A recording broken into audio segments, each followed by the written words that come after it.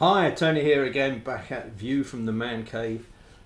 Today I wanted to have a quick look at a crash helmet.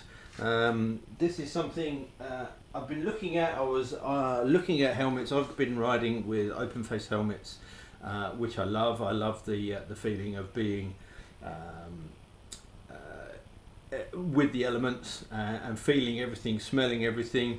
The only drawback to that is getting hit in the face with bugs, which you kind of learn to live with, but also the slight fear, certainly at some of the roads that we travel here in the UK with the amount of traffic, is using your face as a brake, which is never a good idea.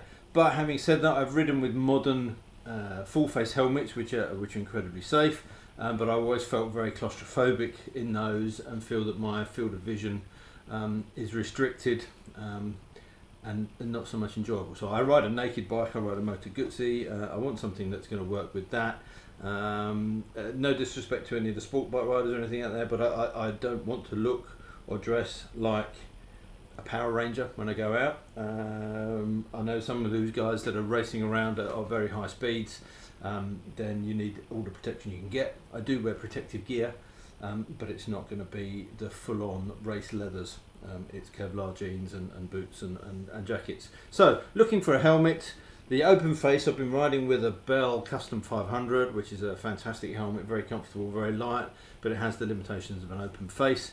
So I was looking for something else to replace that, and I came across this, which is the Bell Bullitt, which is the first of the Bell retro styled full face helmets. I chose, just because I like the design, the Roland Sands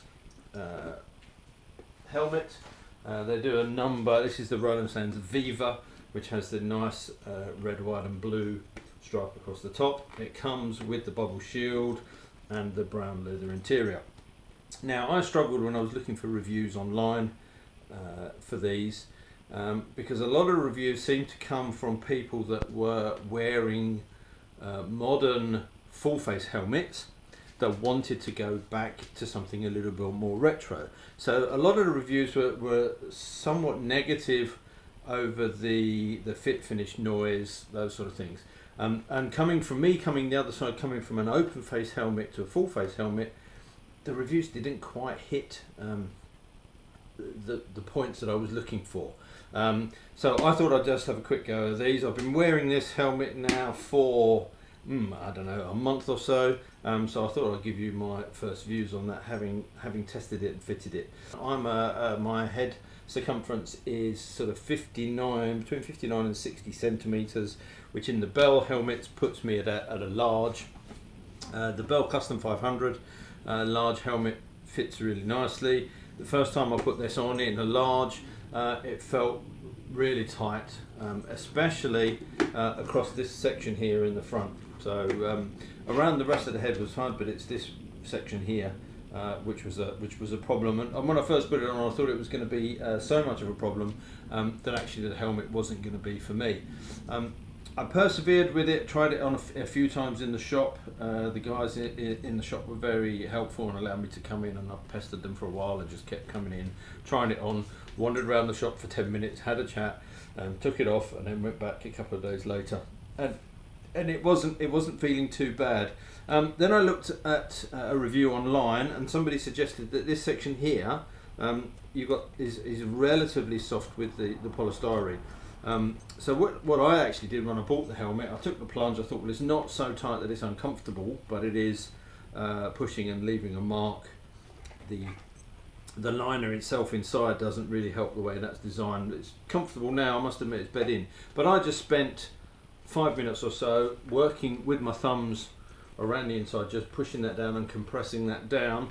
It probably only moved the interior foam in a millimetre or so, but that made all the difference. Putting that on, the first ride, I had a little mark across my forehead. Since then, now the lining is packed down, it's been really good. The lining, as you can see from the inside, is very comfortable. It's a mix of like a suede and leather, perforated, very nice fitting. It's not too hot, It's not too bulky. It's got a nice cheek pad that is removable, so you can pop that out and change that, wash that, clean that, whatever you need to do. In fact, the hole in the interior can be removed. What I like about this as well is that they sell these cheek pads in different thicknesses. So if you find the size of the helmet that fits the shape of your skull, and this is I guess an intermediate oval head shape,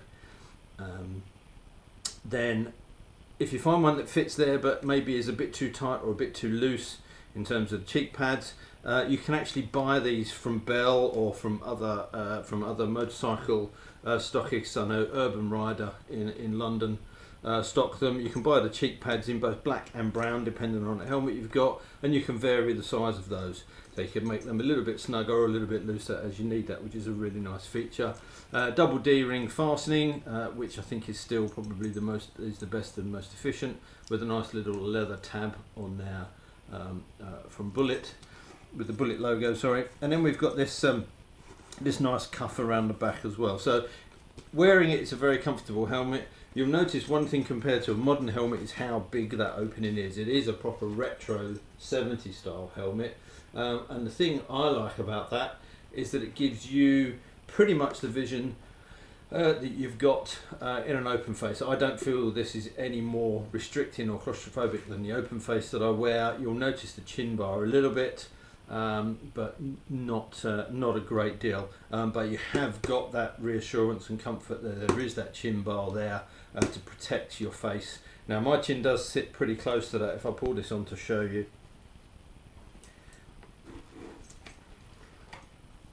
there we go.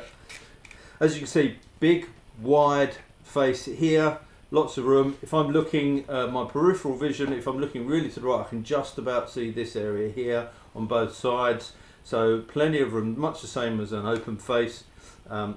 You can see a little bit of the chin bar here, but it's not like a modern one that comes up by your nose. It doesn't obstruct your view of the clocks on the bike. I'm pointing over there only because my bike's over there, but obviously you can't see that. And it does fit fairly close. I mean, occasionally when I'm riding, my chin will be touching the inside of that. So if I did fall and had a big whack on there, there's a good chance it will hit my chin.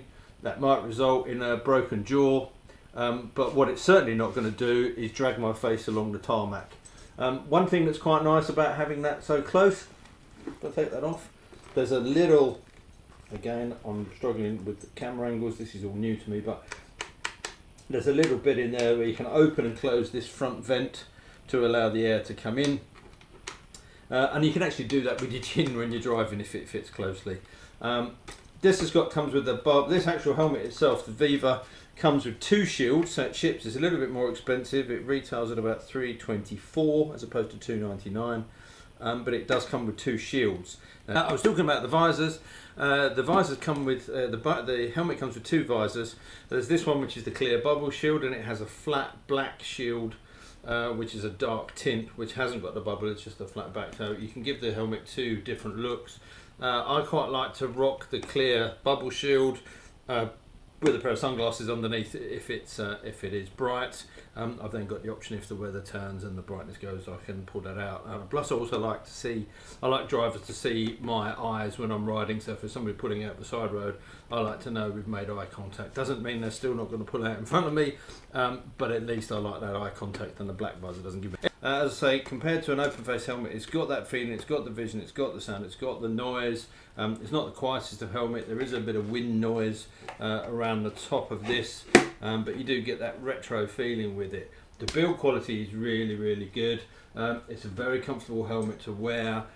It looks pretty damn cool as well. I do like this Roland Sands version. They do it in many colours. Have a look online at some of those. But all in all, a great helmet. If you're going from an open face helmet and you want something for longer rides or city riding that's going to give you that extra protection, this is a great way to go without having to go to a modern helmet, which on some kind of bikes doesn't look quite right. I've even seen a few guys riding Hardys with these, with the shield off, sunglasses, goggles in a matte black or jet black. And it still looks pretty good. It looks right. I know that safety should come before fashion and looks, but if you can combine the two of them, then great. I really like it. It's become my go-to favourite helmet of the others that I have. I've got an Arai freeway helmet, which was the first open face helmet I had, which I'll show that to you later on. That's had a very nice paint job from a couple of friends of mine. Then I went to a Bell Custom 500, which I still wear from time to time, depends on what kind of riding I'm doing, but I'm really impressed with this. So don't be put off by some of the reviews that you might see online where people are saying, well, it's noisy and it's windy, and it is compared to a modern helmet, but you don't feel so cosseted from the world in this. It gives you the protection. The build quality is fantastic. Bell have done a really good job with this, but it's got everything that I love about an open face. So with the visor up, you feel part of the world, you don't lose your vision, you don't feel claustrophobic, but it's still a really good helmet. So that's the review of that. Thank you for bearing with the various breaks in the filming. I'm just trying to give an everyday view of this. I'm not sponsored by anybody. I've not been given these pieces of equipment that I'm going to be reviewing by the manufacturers or by any of the retailers. I might mention manufacturers and retailers' names. That's only because these are guys that I've worked with and have been very good in terms of customer service. So I don't mind giving them a little bit of a free plug. Thank you for watching, and I'll see you again next time. Cheers. Bye.